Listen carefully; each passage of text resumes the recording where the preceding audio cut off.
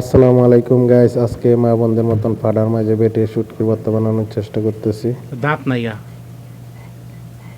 এটা দাঁত কাড়া এলো না আছেন ফাটার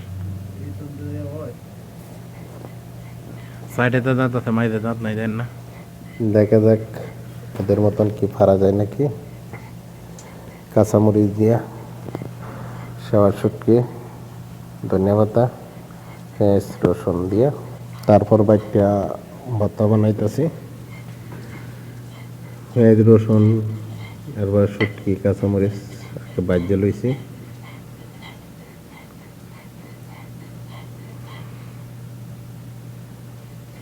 ফাটাটা বেশি একটা সুবিধা না, মধ্যে দাঁত নাই ফাটার।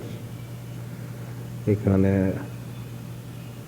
কেমন হয় এটা বলতে পারি নাই, প্রথম ফার্স্ট আমরা বানাইতেছি ফাটার মাঝে একটা ভর্তা।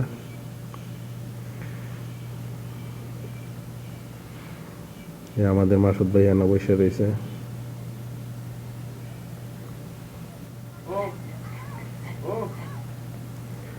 মরিচ বাটা শেষ, এখন রসুন আর পেঁয়াজ বাটা হইতেছে।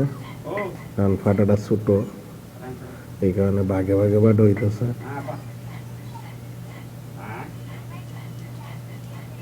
তারপর রসুন ধনিয়া পাতা শুটকি একখানা বাটা হইব। আগে পেঁয়াজ, আগে মরিচ বাজছে, তারপর মানে পেঁয়াজ আর রসুন বাটতেছে। আমাদের মাসুদ ভাই এনে বসে ফান খাইতেছে।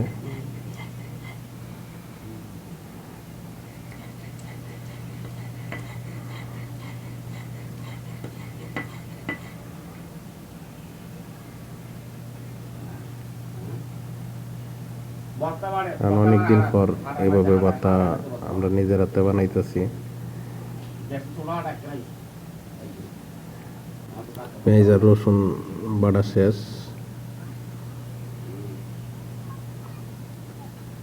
আমাদের মাসে দুজন বাড়ির কথা কইতেছে।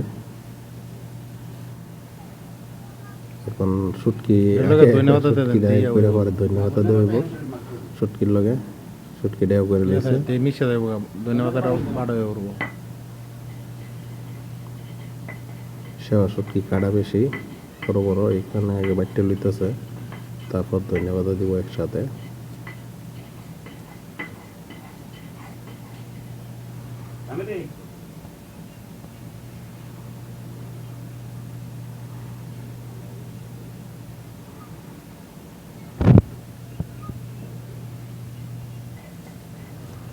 ধন্যবাদ আর শুটকি একসাথে বাটা হইতেছে।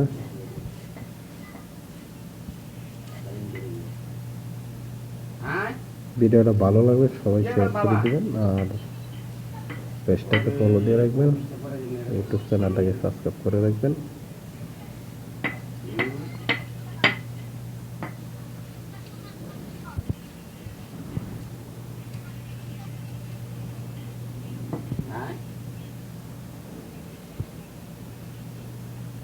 আশা করি আলহামদুলিল্লাহ অনেক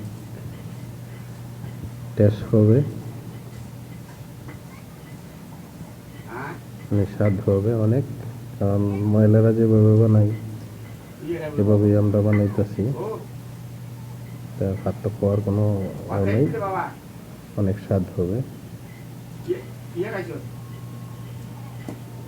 আমাদের মাসুদ ভাই বাড়ির কথা কইতেছে, এই যে বাটার কাম শেষ, এখন হালকা লবণ দিয়া তারপর মাহাইতেছে। আশা করি অনেক স্বাদ হবে ভর্তাটা। তো ভিডিওটা ভালো লাগলে সবাই শেয়ার করে দিবেন, আর ফেসবুক পেজটাকে ফলো দিয়ে রাখবেন, ইউটিউব চ্যানেলটাকে সাবস্ক্রাইব করে রাখবেন। এই যে লবণ চেক করতেছে। তো ভিডিওটা ভালো লাগলে সবাই শেয়ার করে দিবেন, সবসময় সবার পাশে থাকবো ইনশাআল্লাহ।